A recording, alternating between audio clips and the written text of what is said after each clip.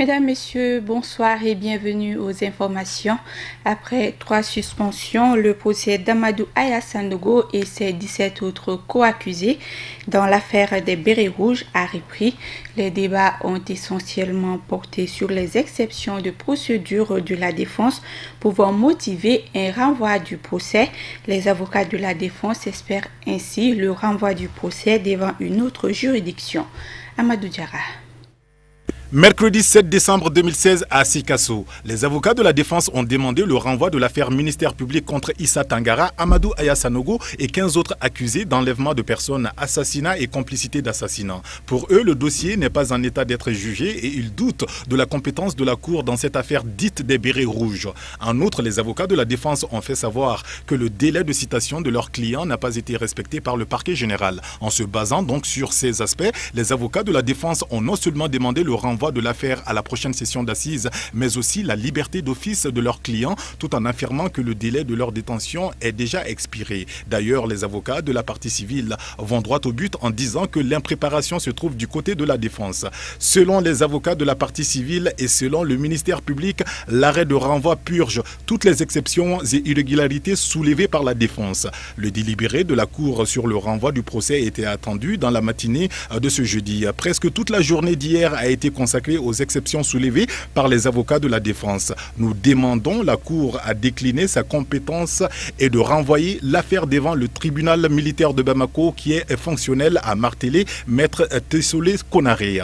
Après avoir évoqué le non-respect du délai de citation, il a également demandé la libération des accusés. Au dire de Maître Alassane Sangaré de la défense, la Cour d'assises n'est pas compétente à juger le dossier de Yamoussa Kamara car, dit-il, au moment des faits, il était ministre de la Défense et des anciens combattants. Voilà donc un article de nos confrères de Maliweb présent à Sikasso. Procès également de l'ancien ministre français du budget, Jérôme Cahuzac, a été condamné à 3 ans de prison ferme et 5 ans d'inéligibilité pour fraude fiscale. Il a d'ores et déjà annoncé qu'il fera appel.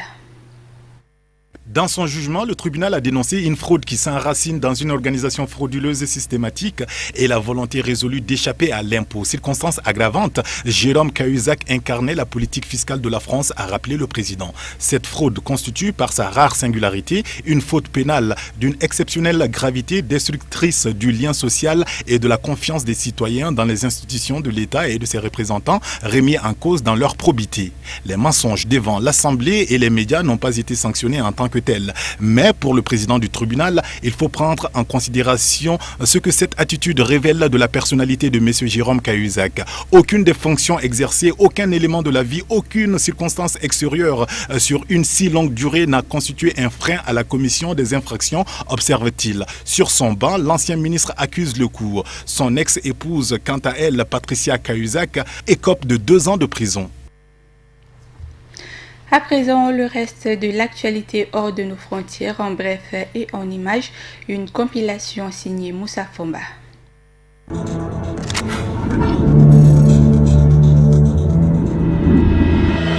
Ali Bongo, le président gabonais, est à Pékin depuis lundi 5 décembre. Une visite de 4 jours, sa première à l'étranger depuis sa réélection toujours contestée par Jean Ping. Il est venu faire affaire avec les entreprises chinoises et convaincre les investisseurs d'injecter leurs fonds dans des projets au Gabon. Message entendu de la part de Pékin, les deux pays viennent de signer une série d'accords de coopération qui touchent différents domaines comme les infrastructures routières ou encore l'éducation et la culture.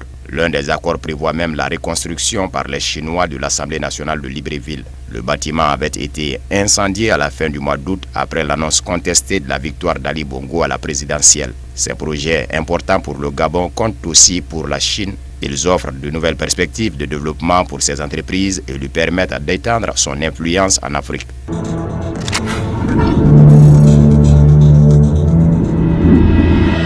Sous les auspices de l'Église catholique congolaise, un second dialogue entre l'opposition radicale et la majorité présidentielle se tiendra d'ici la fin de la semaine en vue de désamorcer les tensions avant la fin du dernier mandat du président Joseph Kabila. Ce seront donc 10 délégués de chaque côté qui prendront part à ces négociations censées débuter ce vendredi pour prendre fin 2 jours plus tard. Il sera notamment question d'évoquer le processus électoral, dont ses séquences, le calendrier et le financement. Autre point prévu, le fonctionnement des institutions pendant la transition et les mesures de décrispation politique. Mais en cas d'échec des pourparlers, le rassemblement menace d'appeler à des manifestations le 19 décembre afin de faire partir Joseph Kabila, qu'une décision de la Cour constitutionnelle et l'accord politique d'octobre 2016 ont autorisé à rester en fonction jusqu'à la tenue des élections prévues à une date indéterminée. Mardi, le président de la commission électorale qui avait justifié le report des élections pour des questions logistiques et financières a sollicité 1,8 milliard de francs CFA pour l'organisation des élections.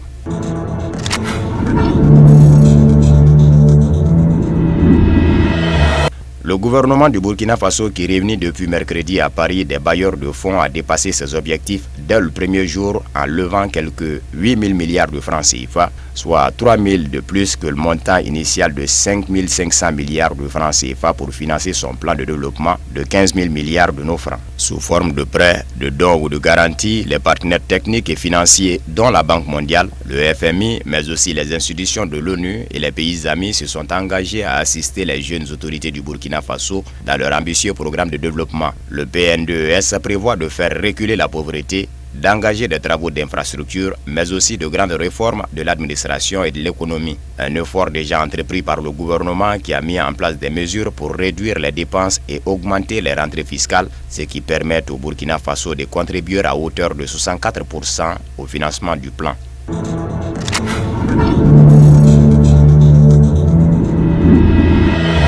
Bloqués entre leur pays et l'Europe, des milliers de migrants subsahariens sont la cible en Algérie d'une véritable chasse à l'homme depuis le 1er décembre. Ce n'est pas la première fois que le gouvernement algérien entreprend ce genre de bannissement musclé. Pendant les fêtes de l'année 2014, c'est dans la ville d'Oran que les forces de police avaient ciblé les Nigériens en situation irrégulière, arrêtant indistinctement des milliers d'hommes noirs. Au mois d'août dernier, ce sont plus de 400 migrants maliens qui avaient été rapatriés de Tamaracet à Bamako. Des méthodes d'expulsion expéditives qui inquiètent les défenseurs des droits humains. Selon les explications données mercredi par les autorités algériennes, la promiscuité pose des problèmes d'ordre sécuritaire, raison pour laquelle elles ont décidé de transférer les migrants dans le sud où les conditions d'accueil sont meilleures.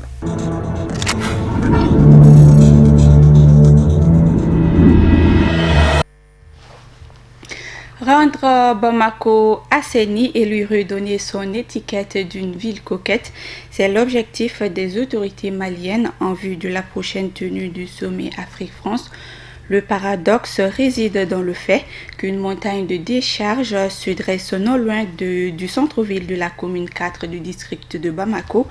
L'air irrespirable à cause des odeurs nauséabondes et les riverains ne cachent pas leur mécontentement.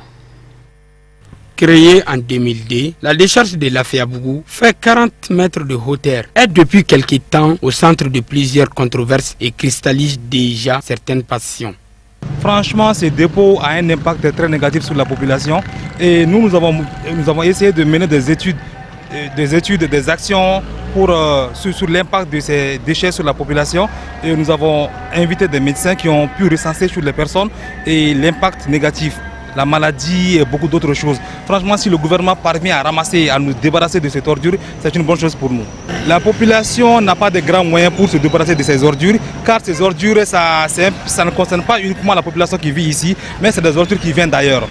Tout récemment, il y a 10 voitures de la commune 2 qui sont venues déverser des ordures ici. Donc la population, et l'action que la population essaie de mener ici, c'est de sensibiliser, faire des actions citoyennes.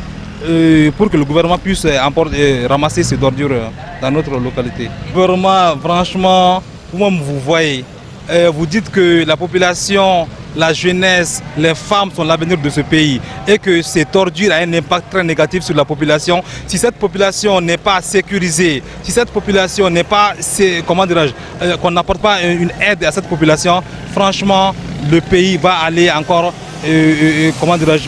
encore plus bas. Donc je prie le gouvernement de trouver une solution rapide à ce dégât, à cette ordure qui est là derrière moi.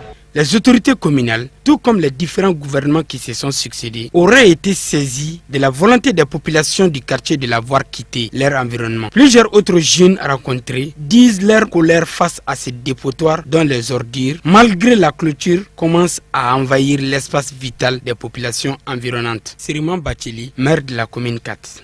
Tous les dépôts dans le maillon de l'assainissement nous prenons les collectes des maisons jusqu'au dépôt de transit. Et après le dépôt de transit, maintenant, c'est le maire du district qui doit l'acheminer au dépôt final. Donc le dépôt de transit relève de la responsabilité du maire du district. Mais qu'à cela ne tienne, c'est un dépôt qui est dans notre commune. C'est nos populations qui souffrent. Donc quand on voit un tel dépôt dans sa commune, même si ça ne relève pas de toi, humainement et moralement, ça te dérange. Voilà en quoi le dépôt nous dérange en communication ici, parce que ça y va de la santé de nos populations, ça y va de la sécurité de nos populations. Donc vraiment ça nous aide, même si ça relève du district de Bamako.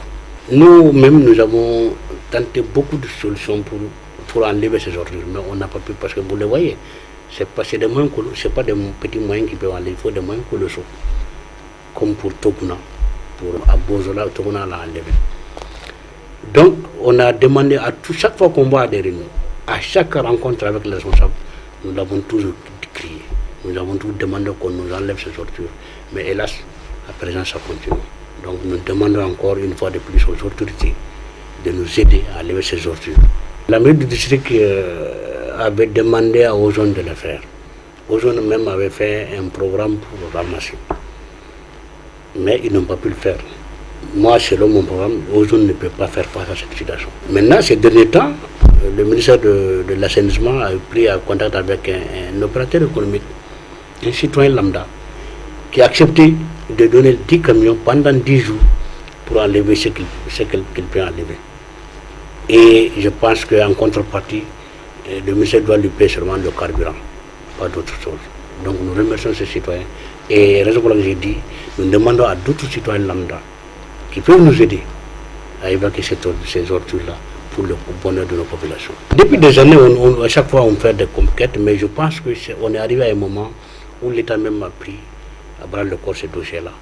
Parce que je suis en train de négocier avec un opérateur économique pour enlever toutes ces ordures. Mais je ne peux pas vous dire le point de la situation parce que je ne suis pas dans les négociations.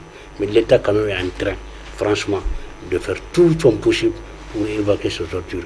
Et ce serait quelque chose de bon pour moi. Parce que ce sont mes populations qui sont débarrassées de ces ordures. Et le plus tôt pour moi serait le mieux. Bon, si vous voulez, si ce n'est pas la saison de pluie, là, chaque fois il y a le feu dans des ordures comme ça. Et la mairie communicate pratiquement bon an, mal an, chaque mois ou chaque 2 mois, fait au moins 500 000 francs de carburant pour éteindre les feux avec les sapeurs-pompiers. C'est ce qu'on peut faire. Et chaque fois que je vais à une rencontre, je n'ai pas hésité à dire à qui veut l'entendre pour leur dire nous sommes fatigués. Bon, cet appel commence à être entendu. Dans la mesure où je vous ai dit qu'il y a 10 camions déjà là-bas, qui travaillent pendant 10 jours pour ramasser. Donc ça a été entendu. Cet appel a été entendu maintenant parce que les autorités m'ont dit qu'ils ont pris ce truc à bras le corps. Ils sont en train de se négocier avec des opérateurs économiques et pour financer l'évacuation de ce dépôt-là. Donc je pense que même si j'ai duré sans être entendu, je commence à être entendu maintenant. Parce que c'est un dépôt qui date de plus de 10 ans. Ça je vous l'ai dit, depuis 2009, ce dépôt existe. Bon, moi j'ai la marchandise que c'est à mon temps, l'État est à une continuité et je l'assume. Mais au jour d'aujourd'hui, l'État est en train de faire tout pour évacuer ce dépôt-là. Mais face aux réactions en faveur de l'évacuation de la décharge, il y a d'autres citoyens plus discrets et moins bavards qui en vivent, hommes, femmes, enfants de tous les âges, vont fouiller dans les détruits pour trouver tout ce qui pourrait être encore utilisable et rapporter quelques centimes pour survivre. Bouteilles, matières plastiques, habits, meubles, etc., etc. Alors, il appartient à l'État de savoir user avec sagesse de son autorité pour prendre ses responsabilités sans toujours attendre un événement ou un drame pour réagir. Voilà, fin de cette édition. Merci de votre fidélité. Excellente suite de programme.